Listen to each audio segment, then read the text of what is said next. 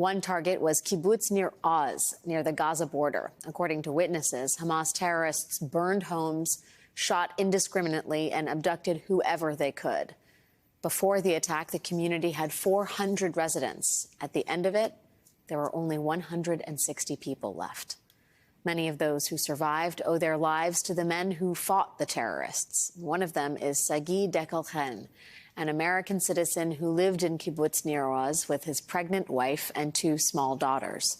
Sagi says his father had a lot of pet projects. One of them was going to the metal shop on Saturdays very early in the morning. But last week, on his way there, Sagi spotted Hamas militants, heavily armed, heading towards his community. Sagi turned around and alerted others.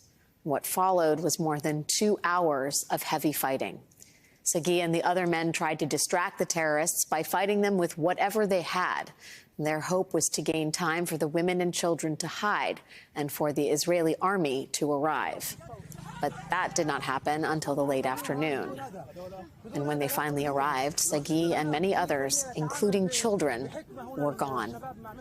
Joining me now is Sagi's father, Professor Jonathan Dekelchen. Professor Dekelchen, thank you for being here tonight.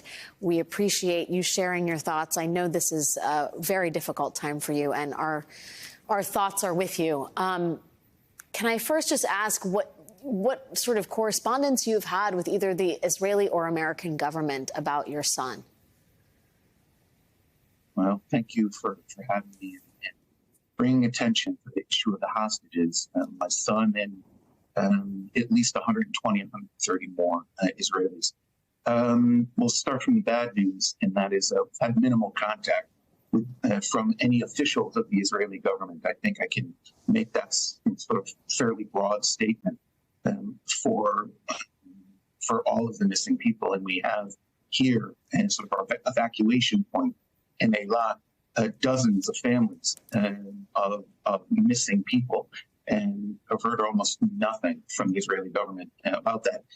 I am an American citizen, as is Sagi, and as of Tuesday afternoon or evening, perhaps, I was contacted, and I believe the other families as well, by the American Embassy in Tel Aviv, shortly thereafter by the State Department,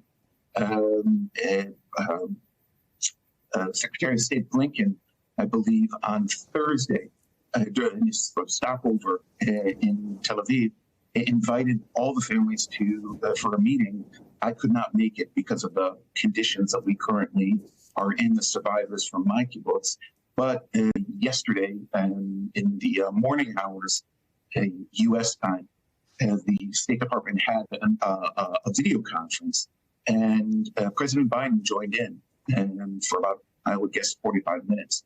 So contact has been substantial, the U.S. government, but information is unfortunately lacking. The U.S. government says it's working very hard to get these hostages out, and yet we also know that an Israeli ground invasion of Gaza is imminent. I believe you have reason to believe your son is in Gaza. Sort of how are you reconciling the stated desire to get the hostages out and the acceptance on the part of U.S. and others that an Israeli ground invasion is forthcoming and could greatly complicate the picture of relating to extraction? Yeah, well, you've come upon sort of the question or the dilemma for all families who have missing loved ones in Gaza. I don't have reason to believe, I'm absolutely sure, because of the circumstances which we could get into later on, that all of the missing people are in Gaza, along with many hundreds of captives that were confirmed to be there by way, and we saw a piece of it beforehand, before I came on, of an abduction in my kibbutz, I believe, if I'm not mistaken, of a young boy who I know very well, and whose family I know very well. So we know that they're there, yet have not even gotten confirmation, of course, from Hamas. Your question about, it's not just ground invasion. I mean, we all see on the news that the Israeli army, both through artillery and aerial assault, is inflicting enormous damage in Gaza, and of course with all the civilian casualties as well. But two things can be true at once. I can here only speak for myself.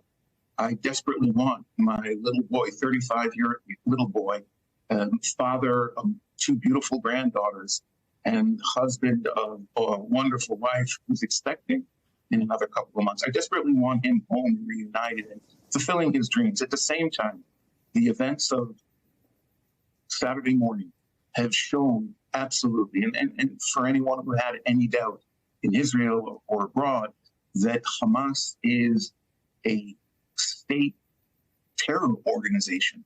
The 200 or so terrorists who rampaged through my kibbutz, my home, about a mile and a half from the Gaza Strip, killed dozens and took captive dozens more, and then destroyed my home and the homes of everyone on the kibbutz on their way out and looted everything.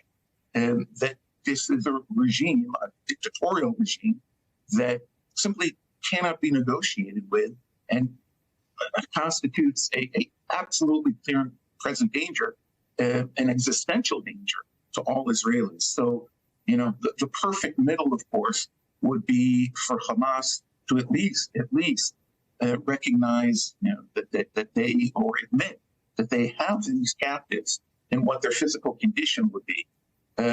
Even better would be release of these hostages and still missing people. But both of these things are true. We are waiting for our sons, daughters, fathers, mothers, grandparents to come home. But at least for me, also being a resident of that area, I've lived a mile and a half from Gaza for the last 32 years. We understand that there's no more putting this on, because the alternative is mass murder and mass abduction by Hamas terrorists, not Palestinian people, by Hamas. I am so sorry that you have such an acute understanding of this horrible situation in a way that few others do. We really sincerely appreciate you sharing your thoughts. Please come back soon and keep us posted on the status of your son. We'll continue to think about him and all the others who've been abducted. Jonathan Dekelchen, father of an American citizen taken hostage by Hamas. Thank you so much for making the time tonight. Thank you for your concern.